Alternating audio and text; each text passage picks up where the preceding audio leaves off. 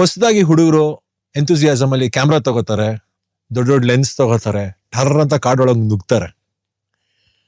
ಇಂಥ ಹುಡುಗರಿಗೆ ತಾವು ಹೇಳೋವಂಥ ಒಂದು ಕಿವಿ ಮಾತು, ಇವಾಗ ಫೋಟೋಗ್ರಫಿ ಬೆಳೆದು ಬಿಟ್ಟಿದೆ, ಅದೇ ತಿಳುವಳಿಕೆ ಕಮ್ಮಿ ಆಗೋಗಿದೆ.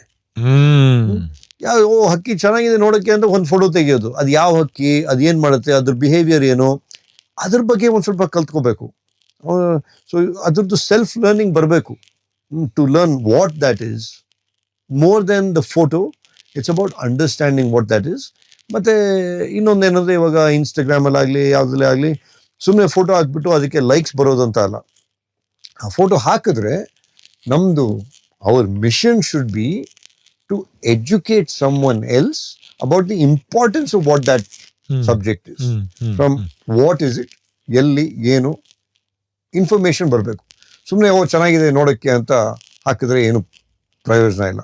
ಮೋಸ್ಟ್ ಇಂಪಾರ್ಟೆಂಟ್ ಏನಂದರೆ ಅದ್ರ ಸಬ್ಜೆಕ್ಟ್ಗೆ ಏನು ಕೂಡ ಡಿಸ್ಟರ್ಬೆನ್ಸ್ ಆಗಬಾರ್ದು, ಬರಬಾರ್ದು. ಈ ಫುಲ್ ಇಂಟರ್ವ್ಯೂನ ನೀವು ಯೂಟ್ಯೂಬ್ ನಲ್ಲಿ ಅಲ್ಟ್ರಾ HD 4K ನಲ್ಲಿ ನೋಡಬಹುದು. ಜೊತೆಗೆ all leading platforms Spotify, Amazon music, Google podcast, apple podcast ನಲ್ಲಿ ಕೂಡ ಎಂಜಾಯ್ ಮಾಡಬಹುದು.